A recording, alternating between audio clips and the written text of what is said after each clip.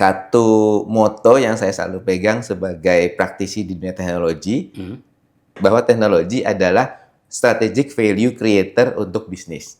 Kenapa bisa fast track di sini? Karena di sini ada teknologi, kami mulai manfaatkan AI di sini supaya klaim yang masuk sudah bisa dianalisa terlebih dahulu, gitu kan? Dan kemudian assignment-nya kepada klaim analis kami juga sudah otomatis, gitu. Bahkan kami punya namanya parametric insurance untuk petani. Jadi kalau petani ini gagal panen karena curah hujan yang di luar perkiraan, ya, terlalu rendah atau terlalu tinggi.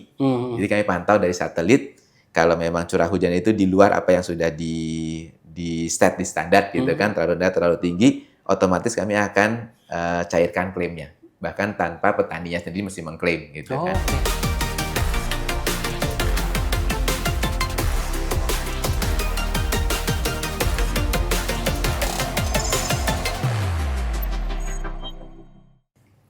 Halo teman-teman, bertemu lagi dengan saya Wisnu Nugroho di acara podcast CIO Insight. Seperti biasa, di acara kali ini kita akan ngobrol dengan IT leaders perusahaan Indonesia untuk menggali pengalaman dan pandangan mereka terkait teknologi. Kami berharap konten kami dapat menginspirasi teman-teman IT leaders dalam mendorong transformasi digital di organisasi teman-teman masing-masing.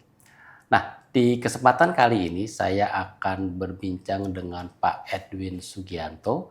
Beliau adalah Director dan Chief Operating IT, Health, SR, Marketing, and Digital dari AXA Indonesia.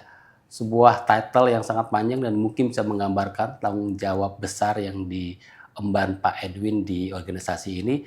Jadi menarik melihat bagaimana karir Pak Edwin yang berkembang dari, setahu saya, orang IT, kemudian dipercaya memegang berbagai unit bisnis di AXA Indonesia. Langsung saja saya sapa Pak Edwin. Terima kasih. Selamat pagi Pak. Terima kasih atas telah meluangkan waktu untuk berdiskusi dengan CIO Insight Indonesia. Apa kabar Pak? Lagi sibuk apa sekarang? Baik, Pak Wisnu, terima kasih banyak untuk kesempatannya untuk sharing juga kepada teman-teman yang lain. Tadi kalau masalah title kelihatannya panjang, tapi yang penting adalah apa yang kita bisa kontribusikan kembali kepada perusahaan dan kepada orang lain. Gitu, oh gitu ya. Wah, oke Pak, kita akan banyak berbincang tuh tentang gimana sih Anda kan, kalau setahu saya, orang IT gitu ya, latar belakangnya, kemudian kadang menjadi dipercaya di berbagai unit bisnis tersebut. Tapi mungkin di kesempatan kali ini saya akan lebih mungkin bertanya dan juga lebih pengen belajar lah tentang industri asuransi dan juga mungkin digitalisasi gitu. Jadi mungkin pertanyaan pertama saya akan coba untuk mengangkat mungkin industri asuransi di Indonesia secara keseluruhan nih Pak. Kita kan salah satu tantangan di industri asuransi saat ini kan penetrasinya yang masih mungkin di antara 2-3% gitu ya. Betul. Mungkin dibandingkan negara tetangga mungkin kita masih di bawahnya gitu. Tapi kan digitalisasi kan memungkinkan produk yang lebih cepat tersebar, kemudian juga skalabilitas juga lebih mudah gitu. Mungkin pertanyaan saya Pak, bagaimana, sejauh mana potensi teknologi digital dalam membantu pelaku industri asuransi, termasuk dalam mendorong penetrasi asuransi di Indonesia? Oke, thank you Pak Wisnu. Jadi kalau dari data sih, penetrasi asuransi secara keseluruhan di Indonesia itu masih sekitar 2,85% dari GDP. Tapi kalau kita ngomong asuransi umum, karena kami di AXA Insurance Indonesia ini kami bergeraknya asuransi umum, kerugian dan kesehatan, itu malah masih 0,5% dari GDP sekitar, sangat rendah. Nah, kalau kita melihat ini memang yang terlintas pertama pasti langsung berarti kesempatannya masih besar gitu kan, opportunity-nya masih sangat wide dengan 280 juta penduduk di Indonesia gitu kan. Tapi ketika kita menjalani industri ini, kita akan melihat bahwa asuransi mungkin masih dianggap sebagai luxury, sebagai sesuatu yang harus dimiliki kalau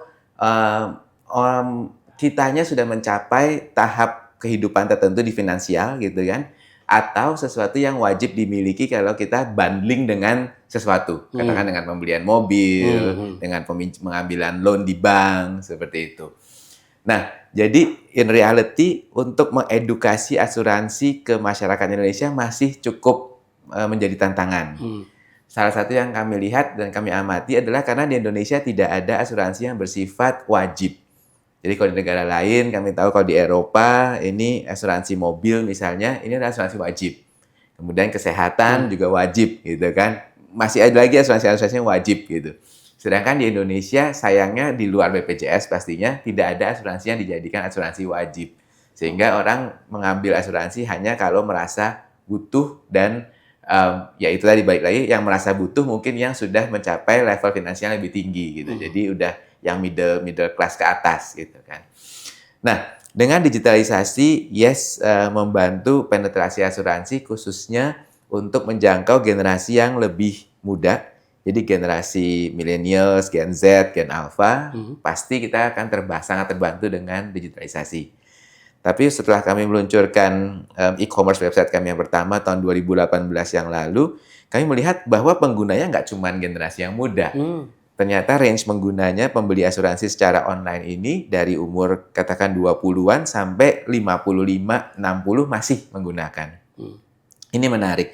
Berarti menunjukkan bahwa masyarakat Indonesia sekarang sampai usia yang generasi di sebelum X pun sudah melek dengan digital gitu kan dan sudah prefer digital. Jadi ini hal yang menarik. Again digitalisasi membantu untuk melakukan penetrasi. Cuman yang kami lihat yang aku amati adalah penetrasi yang terbantu dengan digital ini kebanyakan masih yang di kota-kota besar. Jadi kepada orang-orang yang sudah terekspos dengan digital, sudah terbiasa menggunakan sosial media, menggunakan belanja online, ini yang menggunakan layanan digital dari asuransi. Sedangkan orang-orang, teman-teman yang ada di kota-kota yang lebih jauh, yang lebih kecil, yang masih belum terekspos banyak terhadap digital, ini rasanya terjangkau asuransi secara digital masih agak sulit. Mungkin yang membantu itu lebih di arah sosial media. Jadi edukasi jalan, awareness jalan, branding jalan melalui digital. Tapi kalau apakah terus mereka melakukan pembelian atau transaksi melalui digital masih agak sulit. Sehingga menjangkaunya ini harus lewat jalur lain yaitu biasanya keagenan, agency gitu kan. Kami punya agent-agent yang akan menawarkan produk asuransi kepada orang-orang di lebih ke remote areas dan kami secara digitalnya mendukung aktivitas para agent ini.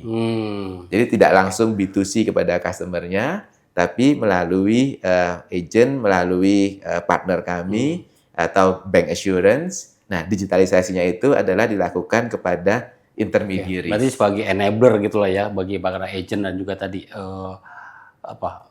rantai distribusi dari produk asuransi gitu ya Pak ya. Betul. Oke. Nah, sekarang terkait Aksa sendiri. Tadi Bapak sudah menyebut udah punya marketplace produk asuransi gitu. Mungkin bisa jelaskan nggak sih Pak visi besarnya seperti apa ketika memandang bagaimana visi besar Aksa Indonesia sebagai organisasi dalam memandang teknologi digital gitu. Apa sih visi besar yang didorong dari transformasi digital di Aksa Indonesia? Satu moto yang saya selalu pegang sebagai praktisi di dunia teknologi bahwa teknologi adalah strategic value creator untuk bisnis. Jadi digital termasuk dengan teknologi lainnya bukan sebagai driver yang mendrive bisnis, tapi juga tidak hanya sebagai enabler yang mendukung bisnis, tapi kita memposisikan diri sebagai strategic value creator untuk bisnis. Nah, jadi dengan digitalisasi, memang visi dari Aksa ini adalah gimana kita menggunakan digital teknologi, digital transformation dalam semua lini atau semua front dari aktivitas bisnis kita. Jadi satu customer experience pastinya gitu kan. Gimana kita improve the customer experience dengan digital. Yang kedua simplifikasi, otomasi, gimana kita mensimplify proses bisnis dengan digitalisasi. Memang kita melakukan analisa value stream mapping gitu kan, di mana-mana proses yang bisa kita percepat akselerasi dengan digital. Yang ketiga adalah gimana kita mengimprove our people dengan digital juga. Jadi dari sisi customer, dari sisi internal business process, dan dari sisi our people yang nanti ujung-ujungnya pasti impact-nya lagi ke customer lagi gitu kan. Nah ini yang jadi integrasi dari digital transformasi ini yang kami kedepankan di Aksa. Ada contoh nggak Pak ya, mungkin tadi banyak ya, ada 3 area ya, tadi kan kata customer experience, kemudian juga tadi automation meningkatkan proses bisnis, dan juga tadi meng-enable people-nya untuk dapat lebih produktif. Kalau dari 3 area tersebut yang mungkin bisa diceritakan salah satu yang akhirnya memberikan impact terbesar bagi AXA Indonesia, Pak, kira-kira? Oke. Mungkin nggak bisa salah satu karena semua ini berjalan Oke. bersamaan. Jadi historical, saya join AXA di tahun 2018. Nah, di sana mulai kita bangun our digital e-commerce untuk pembelian asuransi langsung. Kami sebut platform ini, kami sebut AXA MyPage. Kenapa namanya MyPage waktu itu? Karena platform ini bukan hanya untuk e-commerce B2C customer untuk beli asuransi secara langsung, dapat polisnya langsung, pembayarannya pun online. Tapi platform ini kami juga desain untuk para mitra bisnis kami, para agent, partners kami, bisa membuka page di dalam platform ini menjadi page mereka. Berarti semua ngumpul di platform ini, Pak ya? Bener. Oke. Jadi waktu itu kami selalu promosikannya gini, ini seperti Facebook page kamu tapi di dalam lingkungan environment digitalnya AXA gitu kan. Oke, menarik. Jadi kalau misalnya seorang agent bernama Pak Budi gitu, Pak Budi bisa buka satu page sehingga kalau dia ketemu sama customer-nya, dia bilang kunjungi halaman saya di mypage.axa.co.id/Budi.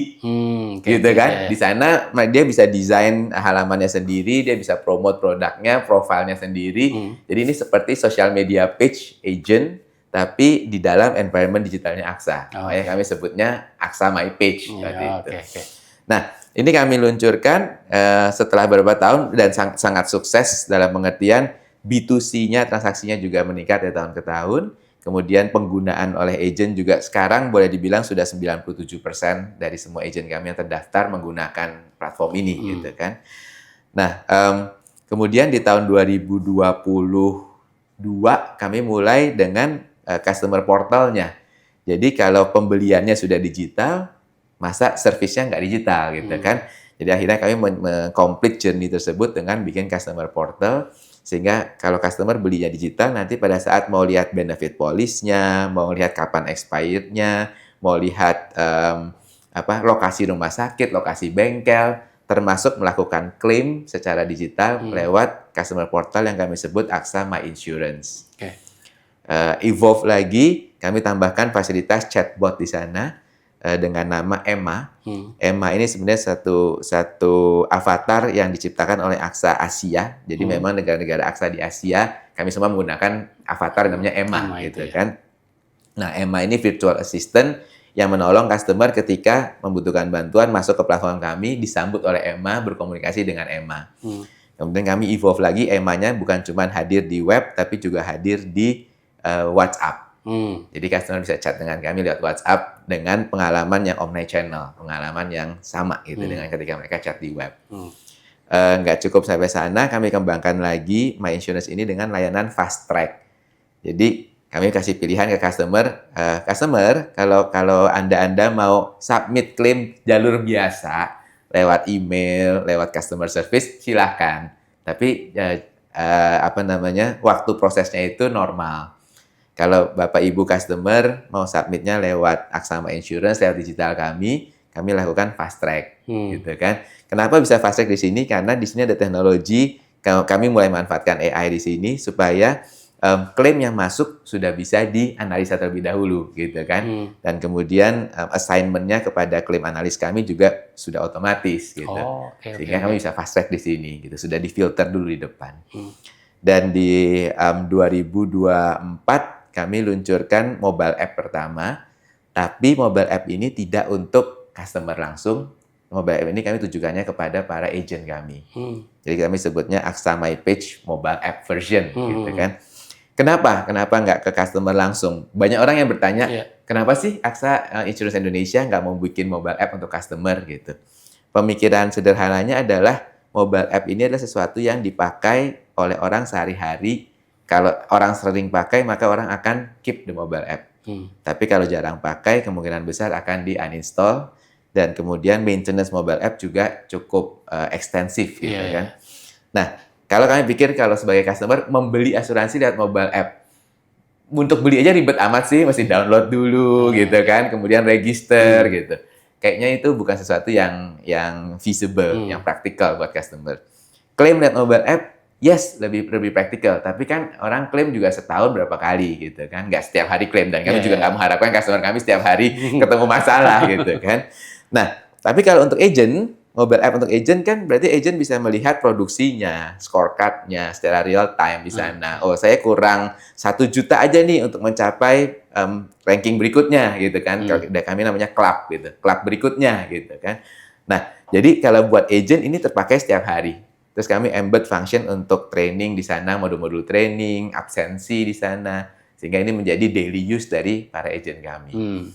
Nah, jadi tujuan kami adalah menciptakan satu environment yang integrated antara web, mobile app, WhatsApp dengan omnichannel experience, baik untuk customer maupun baik untuk intermediaries. Oke.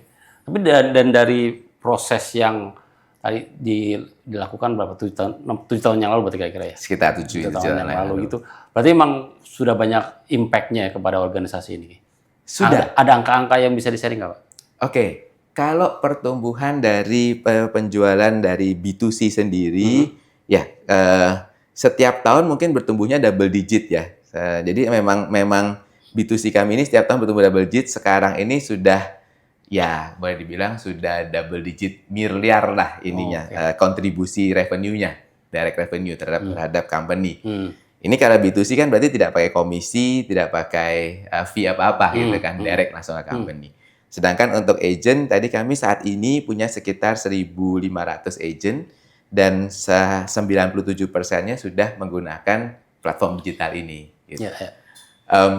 Secara klaim sekarang ini kami sedang masih growing. Mungkin sekarang ini 30% dari klaim yang disubmit menggunakan platform digital Aksama Insurance dan sudah diperkenalkan dengan fast track service-nya. Kira-kira seperti itu sih. Oke. Berarti sekarang yang ke fast track itu udah lumayan banyak. Maksudnya yang memanfaatkan fast track tersebut. Yes, kami fast track ada asuransi perjalanan, travel insurance. Jadi kalau ada travel delay, langsung dengan fast track kami bisa berikan klaimnya, kami kreditkan dalam hari yang sama. Kemudian asuransi kendaraan, kami dengan fast track dan dilengkapi dengan video survei. Jadi kalau sebelumnya survei kendaraannya itu harus orang datang gitu kan. Sekarang karena melalui platform digital kami ada video survei dan ini kami bisa rilis SPK, surat perintah kerja ke bengkel di hari yang sama. Nanti kan perbaikannya di bengkelnya bisa 1 minggu, itu kan tergantung bengkelnya. Tapi perintah dari kami di hari yang sama. Kemudian untuk asuransi kesehatan, biasa di normal industri ini asuransi kesehatan klaimnya sekitar 14 hari kerja. Kami coba press menjadi target kami 5 hari kerja. Nah, ini jadi experience yang baru buat customer. Berarti udah meningkatkan customer experience seperti yang tadi menjadi visi besarnya Aksa Indonesia berarti ya? Betul. Oke. Menarik. Tapi aku kan kebayangnya industri asuransi kan industri yang sejarahnya panjang, pasti banyak legacy system yang ada saat ini gitu, yang telah digunakan gitu. Kemudian ketika didorong untuk melakukan digitalisasi dan segala macam, saya kebayang banyak hal yang dilakukan gitu. Bisa ceritakan nggak sih Pak kira-kira apa saja yang diserahkan infrastruktur maupun dari tadi aplikasi maupun integrasinya itu apa yang telah dilakukan dan mungkin ada pelajaran menarik nggak dari perjalanan tersebut? Oke. Cerita sedikit histori. Jadi waktu saya join 2018, saya joinnya company Aksa General Insurance. Kemudian di 2019 Desember, Aksa General Insurance melakukan merger dengan Mandiri Aksa General Insurance. Sama-sama Aksa, yang satu ada usaha Mandiri, yang satu Aksa 100% gitu kan. Menjadi Mandiri Aksa General Insurance. Nah, Pak Wisnu mungkin bisa bayangkan kalau perusahaan habis merger, kami punya sistemnya jadi redundant gitu kan. Di sini dulu punya 2 core system satu untuk asuransi kerugian, asuransi kesehatan. Yang di sini juga punya 2 core system gitu. Beda tuh ya? Beda. Ya. Dan kebanyakan core systemnya ini dapatnya dari grup, jadi turunan dari grup, masih menggunakan teknologi AS400 saat itu. Setelah merger, memang program pertama saya ada 2. Yang pertama adalah simplifikasi sistem. Yang kedua, simplifikasi proses sehingga prosesnya ini menjadi standar dan simpel gitu kan. Simplifikasi sistem kami selesaikan dalam kira-kira 1,5 tahun setelah merger. Yang tadinya core sistemnya ada 4, kami merge menjadi 2 aja. Dan 2 aja itu satu untuk asuransi kerugian, satu lagi untuk asuransi kesehatan. Memang tidak bisa digabung. Dan 2 ini kami perjuangkan. Terus terang saya coba perjuangkan untuk ke grup, boleh nggak kami exit dari environment AS400 yang cukup mahal, cukup sulit untuk mencari developer atau engineer yang bisa memaintainnya gitu kan, menjadi sistem lokal. Jadi akhirnya kami sekarang sudah pakai sistem lokal, Windows based gitu. Pemeliharaannya, running cost-nya ketika kami melakukan enhancement system jauh lebih cepat, jauh lebih murah dibanding kalau masih menggunakan AS400 gitu. Nah, kemudian secara proses juga setelah merger memang program utama saya salah satunya adalah menyederhanakan proses, karena bisa dibayangkan waktu merger yang company Aksa General Insurance, channel distribusi utamanya agent, broker, digital, partnership. Sedangkan Mandiri Aksa General Insurance dari namanya kami tahu itu bank mandiri gitu kan, bank assurance harus karena distribusi utamanya. Kemudian punya partnership juga. Ketika digabung kami jadi punya semuanya gitu kan. Nah, gimana dengan semua kanal distribution channel tapi proses di dalamnya ini bisa uniform, bisa standard. Nah, itu yang memang program utama pada saat setelah merger saya coba simplify.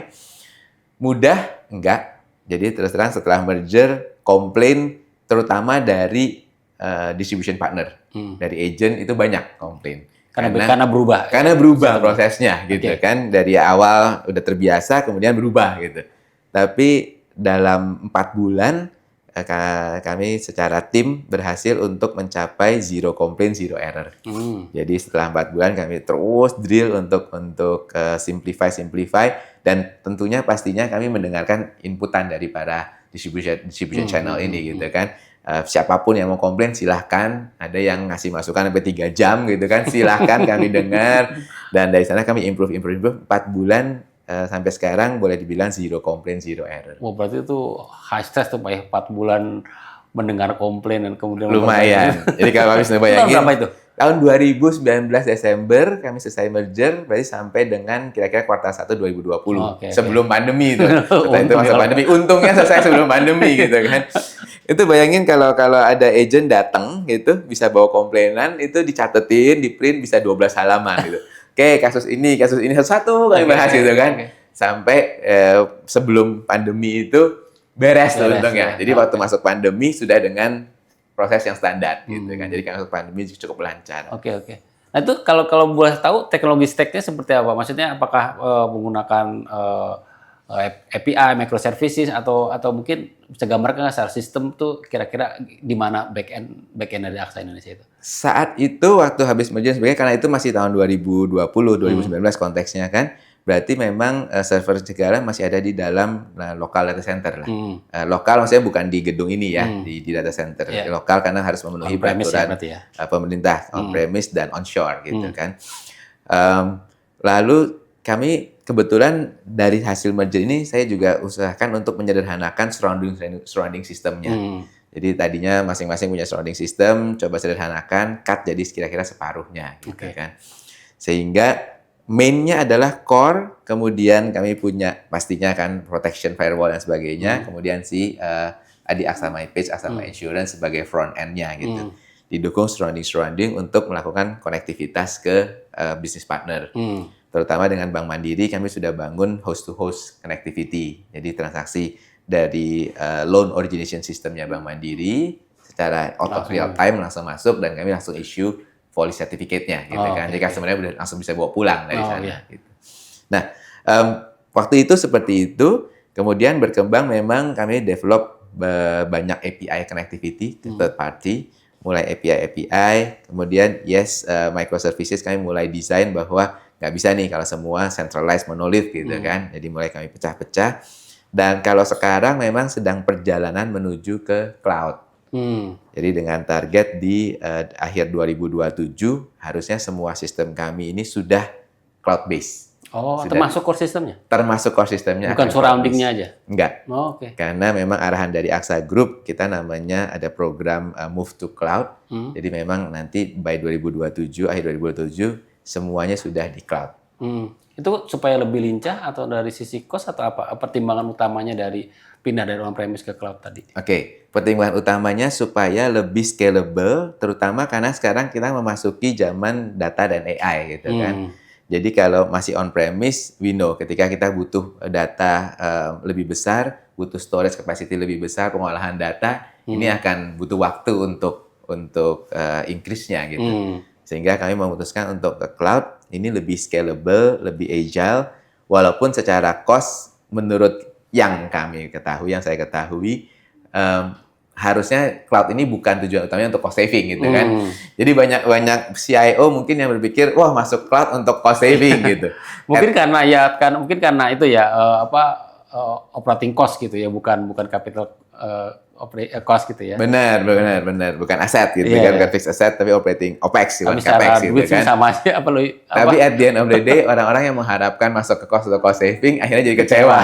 Kalau karena FinOps-nya nggak berjalan benar, yang ada malah double cost gitu kan. Jadi memang dari awal, mindset yang kami tanamkan ke manajemen juga, ini kita ke cloud bukan cost saving. Ini lebih ke scalability, lebih agile.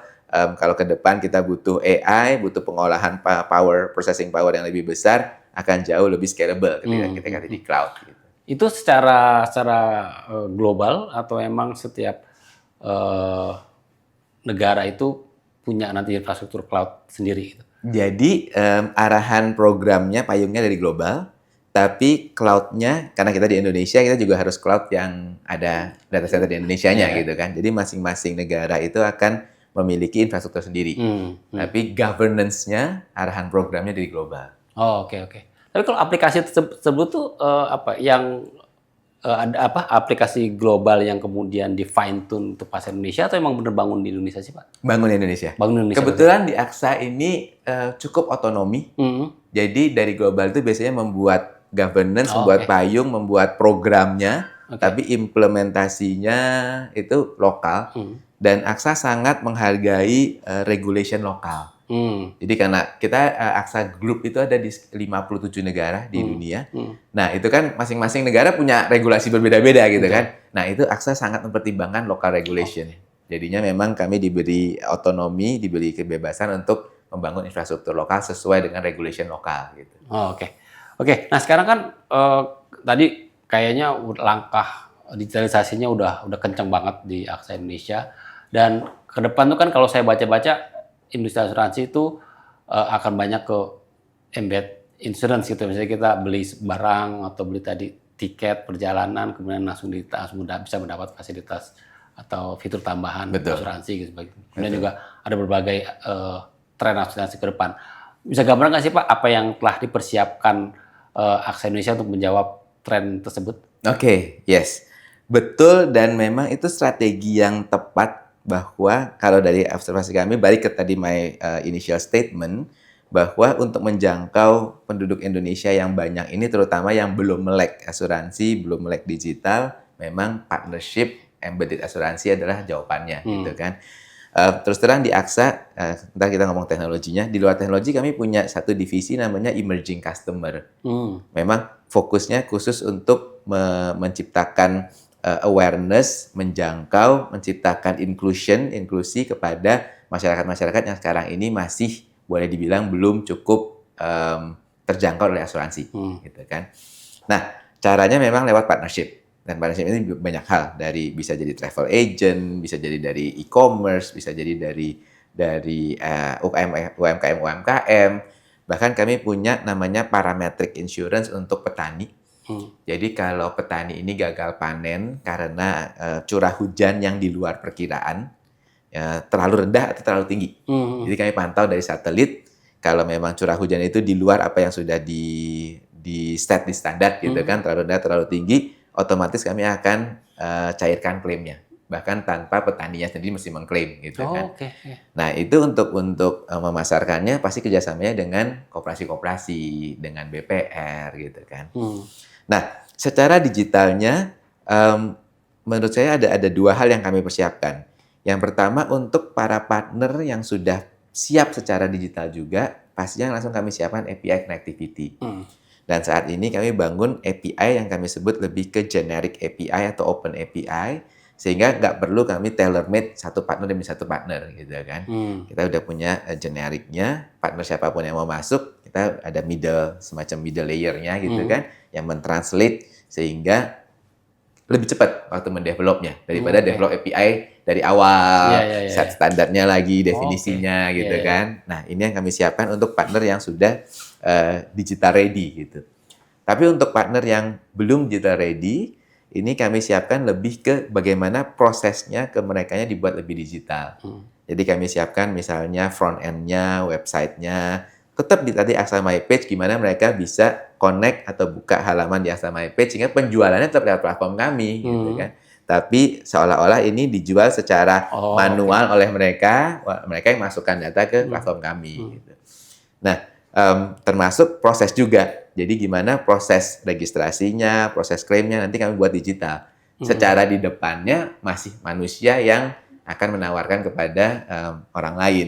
Tapi di belakangnya ini yang kami digitalisasi. Oke. Gini Pak, terus kemudian kalau yang tadi personalisasi polis gitu, apakah memang ada tren ke sana Pak? Maksudnya kan sekarang ada data, ada AI sehingga setiap orang kan memiliki tingkat risiko yang berbeda-beda gitu, dan itu akan bisa diterjemahkan ke polis yang berbeda-beda. Siapa tahu orang yang rajin olahraga, kelihatan dari gelang pintarnya bahwa dia tuh rajin olahraga, itu mungkin polisnya malah bisa lebih rendah sehingga bisa lebih menarik bagi dia. Apakah personalisasi polis itu juga akan menjadi sebuah tren yang akan di-embrace oleh Aksa Indonesia? Oke.